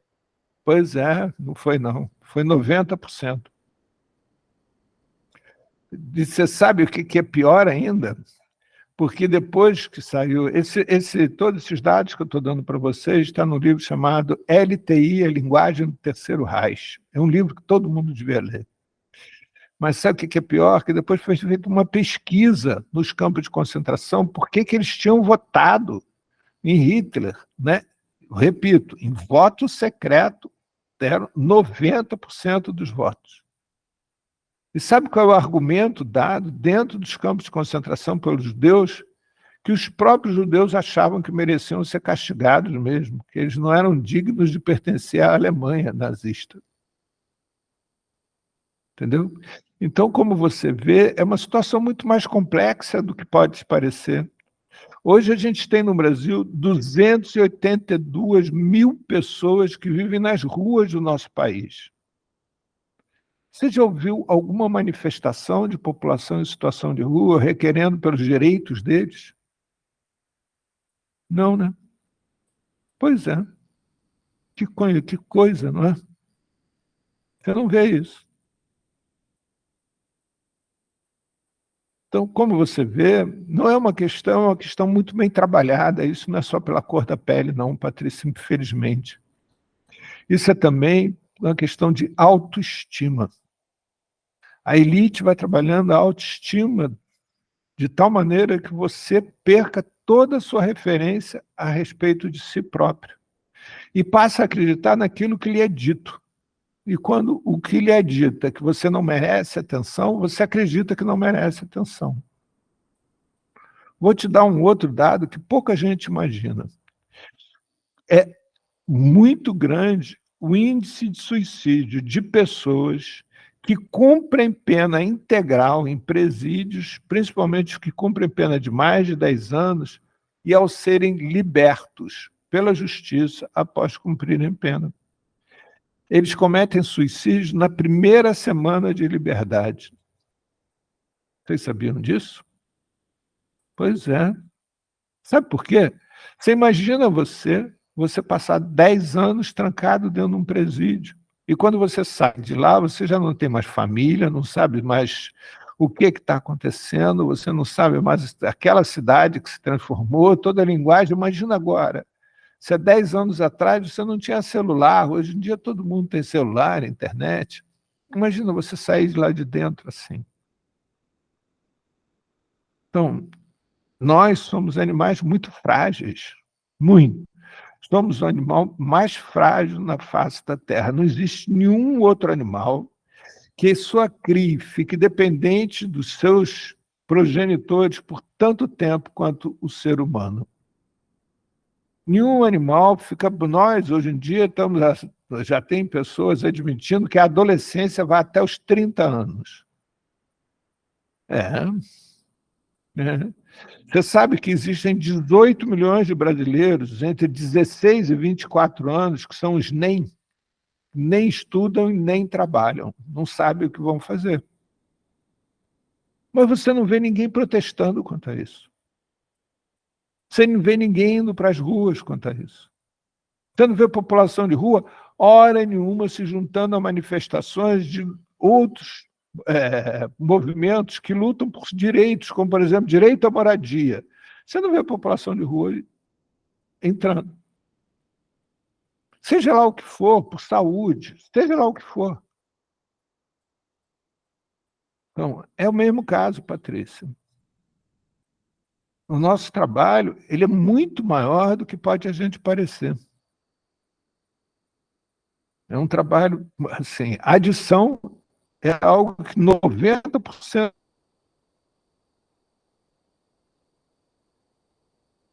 da humanidade que vive em cidades hoje sofre consequências diretas ou indiretas. Maria, volta cá, Maria. E aí, você ouve alguém falando disso? Ninguém. Ninguém fala disso. Ninguém fala que a partir de 2030 a população brasileira majoritariamente estará acima do peso, obesa. Ninguém fala disso, só que o nego fala da tal das meia dúzia de droga que invade aí, mas ninguém fala das comidas superprocessadas que são servidas nas escolas, da falta de educação alimentar que a população como um todo tem. Ninguém fala disso.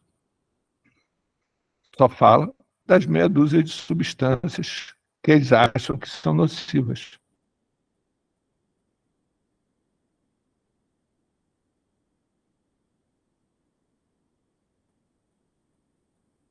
Pessoal, a gente está chegando mais uma Eu acho vez que o Paulo ao travou. fim. Helena, eu vou pegar as honras da casa. A Helena quer falar. Hoje, alguém quer falar alguma coisa? Helena? Tem... Oi. Helena? Helena? Oi. Tá sem som, Helena. Seu microfone está Helena? fechado. Na questão, na É questão da verdade. alimentação, Abriu. eu vou na linha da Maria, sabe? Cada vez mais pessoas estão falando disso. É um movimento, assim. Hoje, meu genro estava me falando hoje que o MST, nos anos 90, já falava de orgânicos e coisas assim. Eles trabalharam em cima disso e hoje muito mais gente se preocupa em consumir orgânico. Bom, era só esse comentário. Eu acho que a gente tem que olhar para as coisas positivas também para não desanimar total, né?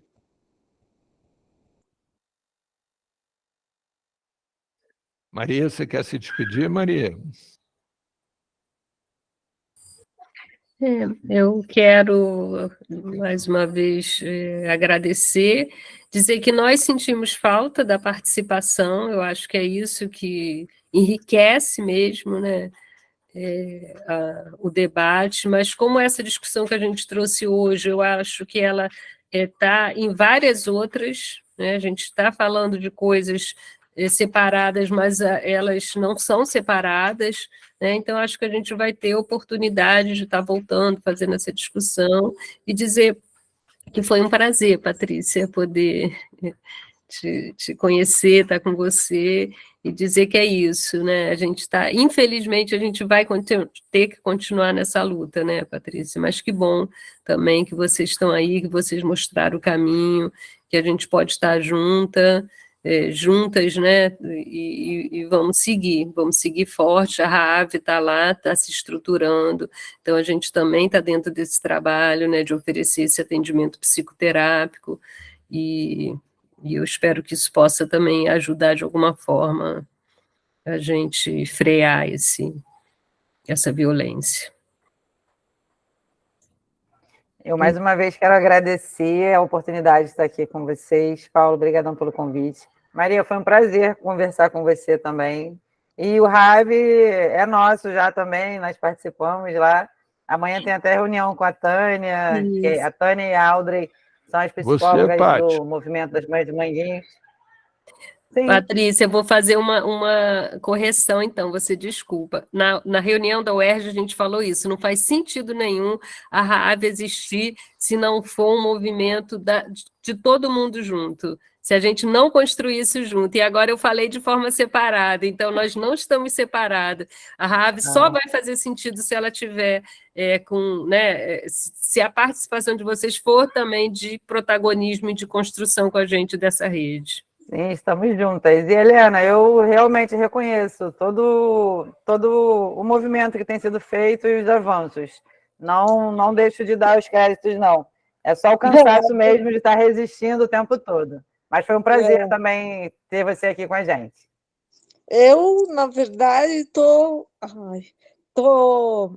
muito feliz de poder ouvir vocês, porque eu sou de uma realidade completamente diferente e me identifiquei com aquele que diz que normalizou, né? Eu sou do interior de São Paulo e, para mim, o que acontece no Rio, as notícias que vêm do Rio estão longe. Não é o meu dia a dia, eu não sei o que é isso, eu sou de uma cidade bem pequena. Então, foi iluminante ouvir vocês.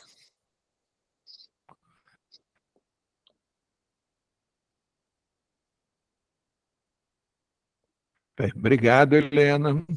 Paty, eu vou te inscrever no grupo a tua revelia, viu? Então, você está proibido de sair do grupo e convidado a comparecer sempre que puder. Mesmo que seja só para aparecer aqui, dar um beijinho para todos. Falar assim, oi, pessoal, para aparecer, mas estou indo embora. Tá bom? Um beijo para você. Muito, muito obrigado por te encontrar mais uma vez, Paty. Obrigado, Maria, pela tua presença. Obrigado por tudo. Até segunda-feira que vem, a gente vai estar debatendo sobre comunidades terapêuticas. Obrigada, gente. Tá bom? Boa noite. Um Até beijo para segunda. todos. Até Muito obrigada por hoje. Obrigada. segunda-feira que vem. Boa noite, muito obrigada. Desculpe não ter contribuído com nada, mas estou aprendendo bastante.